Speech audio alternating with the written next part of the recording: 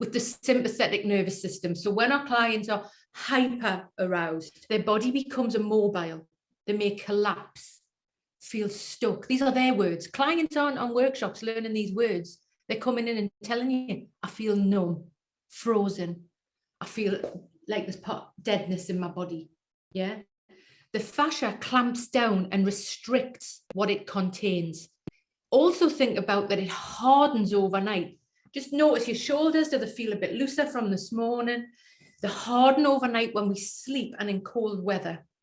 It's called fuzz. And over time, this fuzz layers up. Imagine if you haven't had a stretch in 2 days, a week, a month. If you're in hospital, if people are in hospital and can't walk, can't move, over time, it's associated with chronic pain, the invisible stuff the doctors don't know what to pin on, and the bloods come up clear. Fibromyalgia, ME, chronic fatigue, inflammation, isn't it? Mind, body, what's going on, right? Let's get a bit more gory here, right? So the immobility is recreated internally also. So the digestive system, let's get to the guts of this. The digestive system is the largest area of fascia in the body. Wow, right? Emotional immobility can create constriction in the guts and bowels. Think about the IBS, the clients with the IBS. Put other things in the chat there, but the colitis, what's the other one called? The one with a C, there's another one, isn't there, with a C. The gut brain. Crohn's disease. Spot on, Crohn's, yeah. The gut brain axis, the second brain, it's known as the IBS goals. Oh, I put Crohn's there, yeah. Celiac, another C, right? Ulcers, many autoimmune. Think of the guts, the digestive system, hungry, not hungry, anxiety with the cortisol. Gut contains over 1 million nerve cells, encased in fascia, constantly informing the vagus nerve to brain. The Wi-Fi's on. Kidneys are the battery pack of our bodies. When we're dehydrated, they tighten up. Yeah. Think about our clients, trauma clients, when clients aren't well, they don't know if they're hungry or thirsty. Not just children, when a child doesn't know if they're thirsty. So glad the kids have water bottles now. I think that's massive, the kids noticing that. But often people struggle to notice if they're thirsty, hungry, need to go for a wee, need to go to the toilet. Yeah.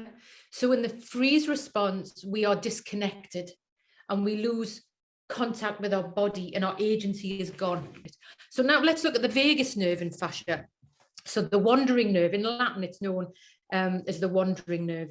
And it's crucial for communicating changes in the fascia to your brain and regulating the nervous system. It wanders from the brain stem through the neck, thorax, organs to the abdomen.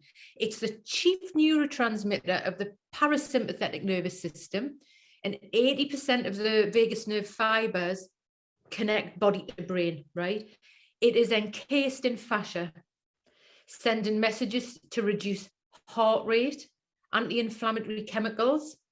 I'm just thinking about what Claire said there, about the dissolving the cortisol into the bloodstream. Obviously, the vagus nerve will control, if we're stressed, we go to fight or flight, and the sympathetic nervous system speeds up, but there's a healthy way of managing it, because when it slows down, it can provide a vagal brake to slow us down. So everyone's excited about the vagus nerve. I think it's sort of maybe dropping off on popularity a bit now, but it's encased in fascia. Remember, it's down to the stomach, the major organs, constantly communicating. And the brain, right? So the brain and fascia. So the brain is encased in this meningeal membrane. But until recently, really recently, the people just thought it was cushioning for the brain, bit of padding. But neuroscience have now discovered that the fascia contributes to the blood-brain barrier, communicating via the vagus nerve with the central nervous system. So again, we're all connected. So allowing the brain to monitor data, receive information from all of the organs, but in particular, the brain. And I just want to have a lot more on this. I'm just giving you like little pipette bits on the top here, but the organs, it's obviously all of the organs, but I'm particularly interested in the heart, and I'm going to give you an example. So all our organs within the main body cavity, right, from the base of the skull to the pelvis, they're double bagged. You know, in a shop, I don't know if you've got a co-op near you. I don't know if you have a co-op in South Africa, but they've got these stupid thin bags. So you've got to have a double, you know, when you double bag things. So our organs are double bagged to keep everything sliding, lubricated, and movement. So tone of fascia is important. Tone of fascia. So that organs don't become restricted, fall out, or things clamp down. That word, that's quite powerful, the clamping down. So our hearts are encased in fascia. Yeah. Gunnar Spohr quotes, and he says that the heart is a fascia organ. Where I see this is when emotional stress and trauma tightens, hardens, clamping down on the heart. This leads to messages that misfire, incorrect data. Remember the matrix? It's like data. I'm like a data tech person, right? The data is not right. And it's telling us when we're maybe not safe, when we are safe. Trauma, right? Trauma, not going straight up to a hyper-aroused state. So I'm sure a lot of you are aware of this and have clients who do this. But in particular, I have one client who during the pandemic was at A&E. She thought she was having a heart attack. And if you know anyone who works in A&E, they'll tell you that these people show up. But this client in particular, Nisha, she was showing up at the A&E, sometimes in an ambulance, sometimes just getting a husband to take her there. And yeah, and it was anxiety because the fascia was clamping down. And also I've seen it was with this client as well, but I've seen it in other clients that when they've been with a personal trainer, when there's a history of trauma, that when the heart rate, remember, the body remembers, the fascia's remembering, that clamping, when the heart rate, she was doing, you know, the hardcore stuff where you throw tires about and things like that.